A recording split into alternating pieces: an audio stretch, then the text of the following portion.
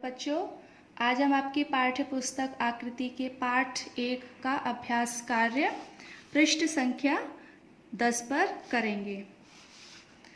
प्रश्न संख्या 6, पर्यायवाची शब्द लिखो।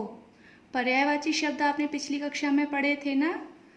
पर्यायवाची शब्द का अर्थ है समानार्थी शब्द। समानार्थी यानी कि एक समान अर्थ वाले शब्द। शब्द अलग होंगे लेकिन उनका अर्थ एक ही होगा।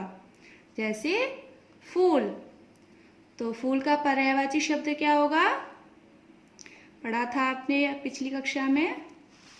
जी हाँ, पुष्प,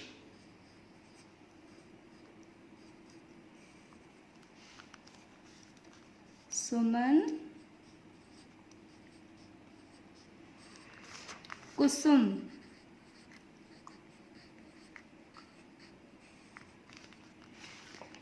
तो फूल को हम पुष्प भी बोलते हैं, सुमन भी बोलते हैं और कुसुम भी। ये देखिए शब्द अलग हैं लेकिन इनका अर्थ एक ही है। तो ये हमारे क्या हुए?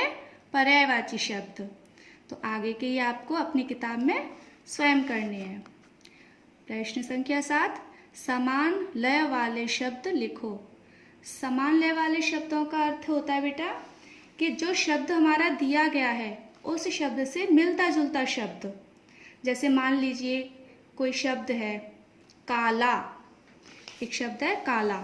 अब काले से मिलता जुलता शब्द हुआ हमारा नाला, माला, है ना, भाला। बहुत सारे शब्द होते हैं। तो ऐसे ही यहाँ पर हमारा पहला शब्द है चमकने। तो चमकने का समान लय वाला शब्द क्या होगा? जी हाँ, दमकने, महकने, दहकने। आप कुछ भी लिख सकते हैं। से हमारे हैं आते। आते का क्या हो जाएगा पर्यायवाची शब्द? जाते, बिल्कुल सही है। पाते, लाते। तो ऐसे ही जो शब्द आप लिख सकते हो वो लिखिए। प्रश्न संख्या 8, अंतर समझो और वाक्य में प्रयोग करो। अंतर यानी कि हमारे यहाँ पर शब्द तो देखने में एक जैसे होते हैं लेकिन वो शब्द बिल्कुल अर्थ उनका अलग होता है। जैसे यहाँ पर लाल, तो एक तो हमारा रंग होता है लाल, लाल रंग होता है, और एक लाल का अर्थ होता है बेटा। ये देखिए देखने में शब्द तो एक ही है लेकिन इनके अर्थ अलग अलग आ रहे हैं। एक लाल तो होता है रंग और एक लाल होता है बेटा। तो आपने देखा होगा मम्मी अपने बच्चे को प्यार से बोलती है मेरा लाल, है ना। तो ऐसे अब इसका हमें वाक्य प्रयोग बनाना है। तो पहले बनाएंगे हम लाल रंग का। तो पहला वाक्य है हमारा, लाल रंग पे आप वाक्य बना सकते हो। जैसे मेरे पास लाल रंग की फ्रॉक है, या मेरे पास लाल रंग का सूट है, मेरे पास लाल रंग का खिलौना है। आप कोई भी वाक्य बना सकते हैं। तो मैं लिख रही हूँ यहाँ पर,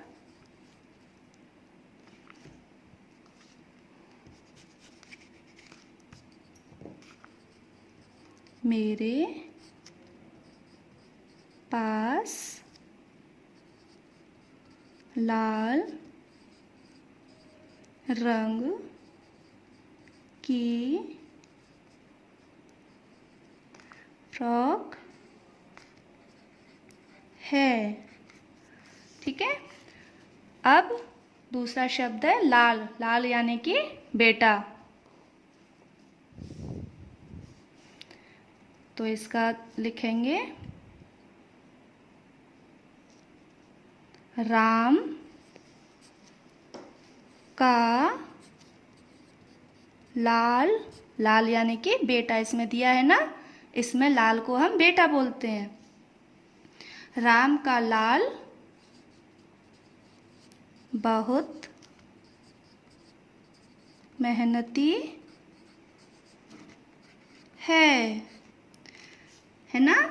लाल दोनों में आया है वाक्यों में लेकिन इनके अर्थ अलग हैं। इस लाल का अर्थ हो गया रंग और इस लाल का अर्थ हो गया बेटा। तो इसी तरीके से आपको आगे के शब्दों का वाक्य प्रयोग करना है। ठीक है, अब आता है हमारा आगे गतिविधि। आपको कौन सी ऋतु अच्छी लगती है? ऋतुएं तो अच्छी होती है, किसी को गर्मी अच्छी लगती है, किसी को सर्दी अच्छी लगती है। तो आपको कौन सी ऋतु अच्छी लगती है? अपनी मनपसंद ऋतु का वर्णन करते हुए एक अनुच्छेद लिखो।